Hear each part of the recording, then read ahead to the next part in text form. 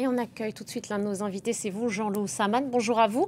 Vous êtes expert associé à Moyen-Orient à l'Institut Montaigne, chercheur senior à l'Institut du Moyen-Orient de l'Université nationale de Singapour et à l'Institut français de relations internationales. Voilà pour votre présentation dans le détail.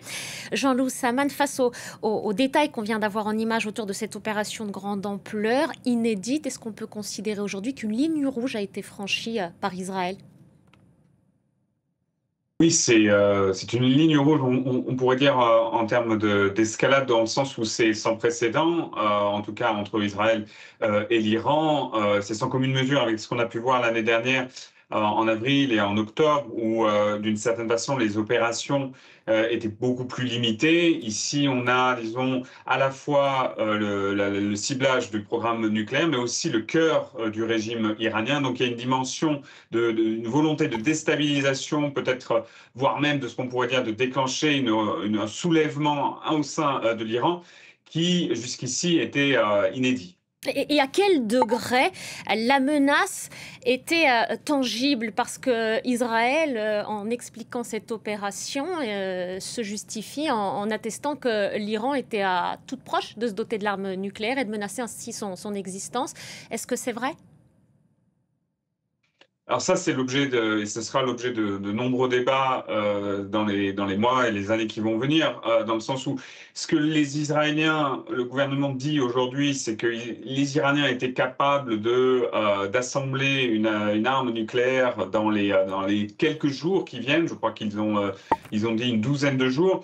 C'est pas ce que l'on voit indiqué dans les rapports de l'AIEA, ou ce n'est pas non plus ce que déclaraient les services de renseignement, que ce soit américains ou européens. Disons que d'une certaine façon, même si on est sur une question de savoir de quelques jours, quelques mois, ce qui est ici important de souligner, c'est que c'est une opération préventive, dans le sens où il n'y avait pas une menace immédiate. Les Iraniens n'avaient ni une arme nucléaire, ni déployé quelque chose qui s'apparenterait à une menace immédiate sur Israël. Et donc ça, les Israéliens ne s'en cachent pas, ils le disent clairement, mais c'est quand même ce qui est important à souligner encore sur la nature de cette opération et qui, on comprend aujourd'hui, déclenche beaucoup de passions, beaucoup de controverses sur le prétexte qui a été avancé. Jean-Loup Saman, vous le dites un instant, l'État hébreu a revendiqué une opération préventive. Est-ce que du point de vue international, l'État hébreu s'affranchit donc des règles et toujours du point de vue international, cela donne le droit à l'Iran de riposter? Disons que là, on est sur un débat de droit international qui, encore une fois, va sûrement animer les jours qui viennent. Israël avance ici l'idée que l'Iran était en violation de ses propres engagements internationaux sur le traité de non-prolifération. Après, je pense que ici, l'argumentaire israélien met de côté toutes les questions de droit international, dans le sens où ce qui est avancé, c'est l'idée de la sécurité nationale, l'intérêt national, et on le sait pour tous les États, c'est ce qui va toujours primer. Mais encore une fois, ce qui est certain, c'est que d'un point de vue du droit international, cette opération ne répond pas, disons, ne peut pas être mise en avant selon l'argument de la légitime défense. Encore une fois, on n'est pas dans une situation où il y avait une menace imminente est éprouvée.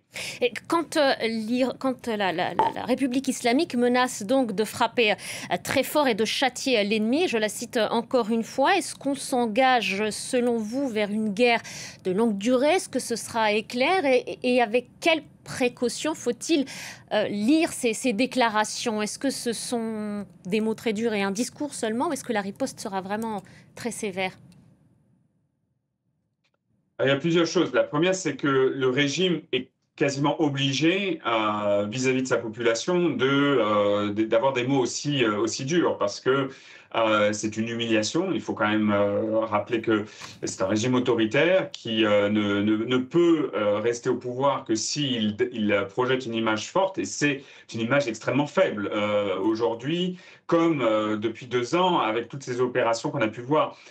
Donc, au-delà des mots, la question, c'est de savoir quels sont les moyens dont l'Iran dispose pour riposter. Il y a deux options. La première, ce sont les missiles, les drones, donc tout disons, l'arsenal dont dispose l'Iran. L'incertitude qui concerne ce point-là, c'est qu'est-ce que Israël a pu détruire au cours de la nuit précédente. On sait qu'ils ont visé l'arsenal balistique, on ne sait pas jusqu'à quel point il a été décimé. La deuxième option, c'est mobiliser les alliés non étatiques tels que le Hezbollah au Liban ou les Houthis au Yémen, qui peuvent d'une certaine façon aussi faire mal à Israël. Donc je profite justement de ce que vous dites autour du Hezbollah qui a réagi, qui disait il y a quelques minutes, il y a à peine une heure d'ailleurs, qu'il ne prendrait pas d'initiative. Ça veut dire là clairement que l'organisation chiite restera en retrait? Je pense qu'à très court terme, c'est ce qu'il souhaite pour plusieurs raisons. La première est que le Hezbollah est fortement affaibli depuis octobre dernier, depuis la guerre qu'il a opposée à Israël. Et par ailleurs, le Hezbollah est aujourd'hui dans une situation extrêmement délicate avec un processus politique interne au Liban où, d'une certaine façon, si le Hezbollah rentrait dans cette guerre, il ne ferait qu'encore plus fragiliser sa position vis-à-vis du gouvernement libanais. Donc, c'est d'un point de vue intérieur libanais extrêmement difficile pour le Hezbollah aujourd'hui de prétexter, disons, une opération vis-à-vis d'Israël, à la fois parce qu'il est affaibli et parce que ce n'est pas dans son intérêt vis-à-vis de ses rivaux sur la scène politique libanaise. Merci beaucoup, Jean-Loup Saman. Merci d'avoir pris quelques instants pour répondre à nos questions sur France 24. Je rappelle que vous êtes expert associé Moyen-Orient à l'Institut Montaigne. Merci à vous. Et puis